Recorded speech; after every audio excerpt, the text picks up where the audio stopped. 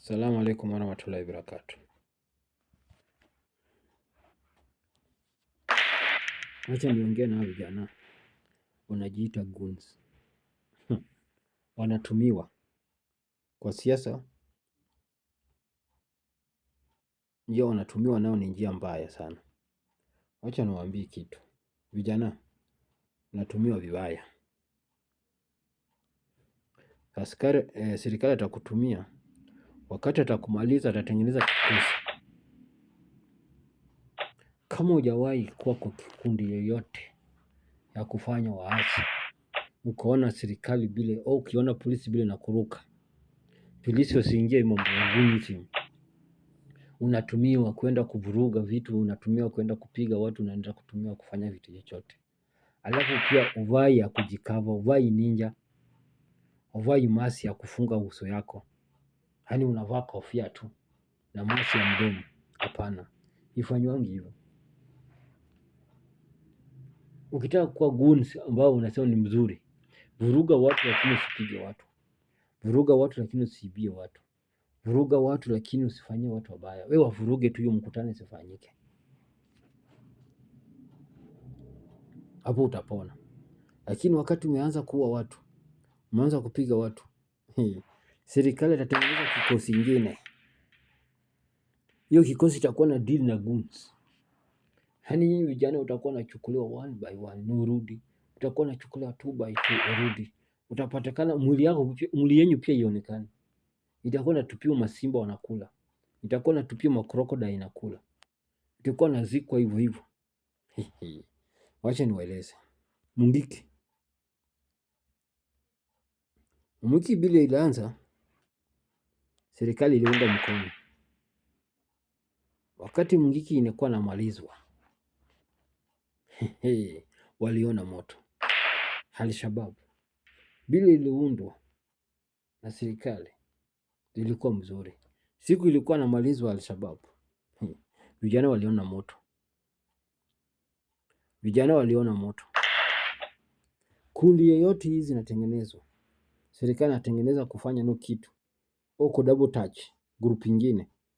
Wakati serikali inakumaliza, hautapenda.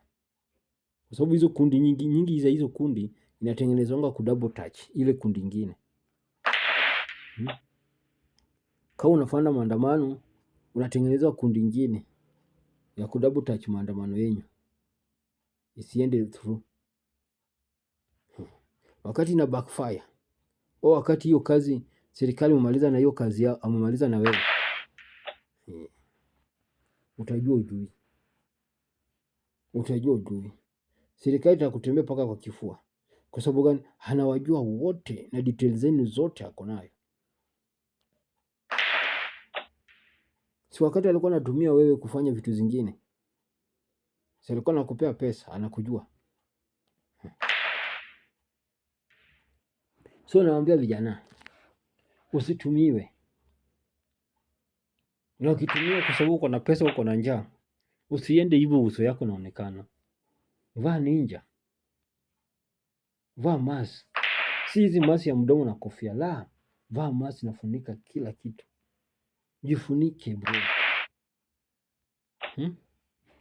Na pia wewe kuwa usikie guni ya area hiyo. Pale unajulikana. Sasa angalia wale vijana wa Kisii. Ni nani sasa watablame?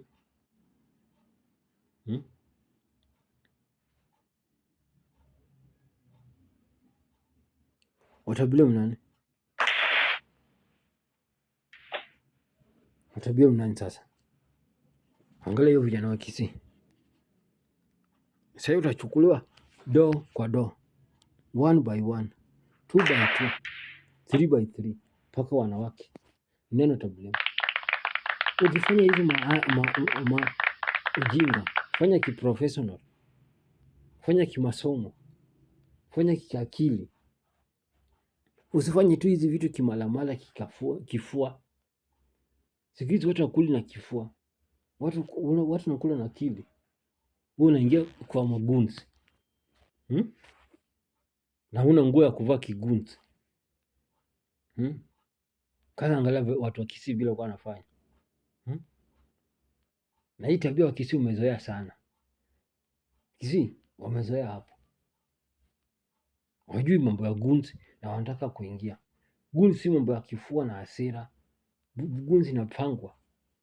Kazi ya gunzi si kuibia watu, kazi ya gunzi si kupiga watu. Kazi ya gunzi vile inaanza ni kufanya vurugu. Wewe kurubu kwa partner yako una counter partner yako, unavurugu mkutano yake, si unaumiza watu, si unaibia watu, si unagonga watu, si unaua watu. Hiyo ndio kwa naitanga Men in Black. Kwanza walianza Men in Black. Lakini fanyeni tu vitu unafanya gunzi. Serikali itakuja kutengeneza kikosi ambao itawaua kama ndege, ambao itawaua kama mende, ambao itawaua kama chwari.